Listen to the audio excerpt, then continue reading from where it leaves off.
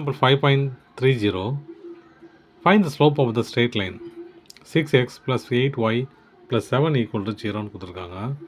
இப்போது ஒரு ஈக்குவேஷனை கொடுத்துட்டு அதில் ஸ்லோப் கேட்குறாங்க அப்படின்னா நமக்கு ஃபார்முலா தெரியும். Slope m equal to minus coefficient of x divided by coefficient of y. Coefficient of x minus coefficient of x divided by coefficient of y. ஆச்சா, m equal to minus a by bங்கிறது தான் அர்த்தம் இல்லையா. இது எப்படி எழுதலாம்? ax plus by plus c equal to 0 தான் equation இல்லையா. இந்த ஈக்குவேஷன் மைனஸ் a by bன்னு போட்டோன்னா நமக்கு தெரிஞ்சிடும் இல்லையா. மைனஸ் ஏனா கோஎஃபிஷியன்ட் ஆஃப் எக்ஸு, பினா கோஎஃபிஷியன்ட் ஆஃப் ஒய். அப்போது இங்கே என்ன இருக்குது பாருங்கள், ஏக்கு பதில் 6 இருக்குது. m equal to minus 6 divided by 8 cancel பண்ண என்ன வரும்? m equal to இது 3 இது 4 இல்லையா. m equal to minus 3/4 அவ்வளோதான் சொல். இப்போது 5.31 எக்ஸாம்பிளில் கேட்டிருக்காங்க. ஒரு ஈக்குவேஷன் கொடுத்துட்டு இந்த ஈக்குவேஷனுக்கு பேரலாக இன்னொரு ஈக்குவேஷன் இருக்குது, அந்த ஸ்லோப் என்னான்னு கேட்குறாங்க. அதாவது ஒரு லைன் இருக்குது, அந்த லைன் தான் நம்ம இதை கொடுத்துருக்காங்க. 3x minus 7y equal to 11 கொடுத்துருக்காங்க இந்த ஈக்குவேஷனு. இதே மாதிரி இன்னொரு லைன் இருக்குது, இதோட ஸ்லோப் என்னான்னு கேட்குறாங்க. நமக்கு நல்லாவே தெரியும், ஈக்குவலாக ஸ்லோப் இருந்துச்சுன்னா அதுக்கு பேர் பேரலல் இல்லையா. m1 ஈக்குவல் டு m2னா அது பேரலல் இல்லையா. நம்ம இதை கண்டுபிடிப்போம். அப்போது இதை கண்டுபிடிச்சோன்னா இந்த பக்கம் என்ன இருக்கும், அதுவும் அதுவே தான் இருக்கும் இல்லையா. இப்போ இங்கே சும்மா எக்ஸாம்பிளுக்கு m1 ஈக்குவல் டு 10 வருதுன்னு வச்சிங்களேன். அப்போ இந்த பக்கம் என்னவாக இருக்கும், 10 தான் இருக்கும். ஏன்னா பேரலாக இருக்குது அப்படின்னா ஸ்லோப் ரெண்டுமே ஈக்குவலாகவே இருக்கும் இல்லையா. முதல்ல ஸ்லோப் கண்டுபிடிப்போம், ஈக்குவேஷனாக ஃபார்ம் பண்ணிக்கலாம். 3x minus 7y minus 11 equal to 0 இல்லையா. அப்போது என்னது, ஸ்லோப் ஈக்குவல்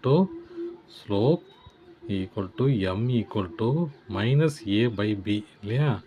அப்போ m equal to minus a என்னது minus 3 divided by b என்னது minus 7 கேன்சல் பண்ண என்ன இருக்கும், m1 equal to m1, அதாவது m1 இதெல்லாம் m1 ஏன்னா இது m1 எடுத்துக்கிட்டோம் இல்லையா.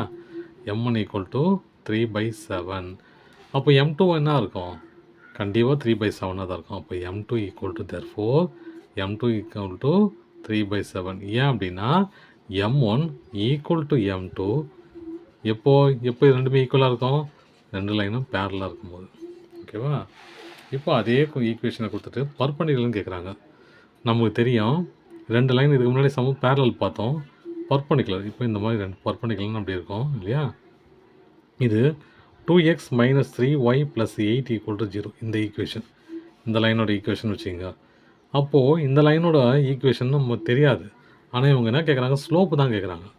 இப்போ பாருங்கள், ஸ்லோப் இதுக்கு m1, இது m1 எடுத்துக்கலாம், இது m1, இதை m2 எடுத்துக்கலாம்.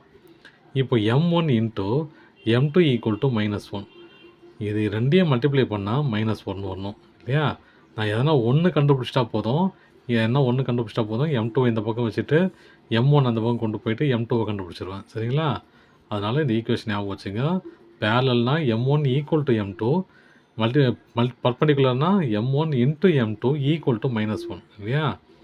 இப்போ இது ஈக்குவேஷனாகவே இருக்குது, நான் அப்படியே எழுதிக்கிறேன். அப்போது slope equal to m1 equal to minus a by b இல்லையா.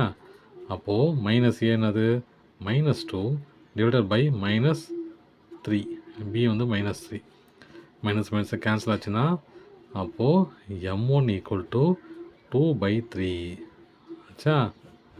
நமக்கு என்ன தெரியும், பர்பண்டிகுலர்னா m1 into m2 equal to -1. அப்போ m1 அது 2/3 இன்ட்டு m2 ஈக்குவல் டு -1. எனக்கு m2 தானே வேணும், இதெல்லாம் அந்த பக்கம் கொண்டு போனேன்னா ஒரு முதல்ல 3 போகும், -1 இன்ட்டு 3 டிவைடட் பை 2 கீழே வரும், வந்துச்சுன்னா m2 ஈக்குவல் டு -3/2. இப்போ பாருங்கள், m1 அது 2/3 இன்ட்டு m2 என்னது -3/2, ரெண்டு கேன்சல் ஆச்சுன்னா -1. அப்போ ரெண்டு லைனுமே பர்பண்டிகுலர் தான். அவ்வளோதான் சம்.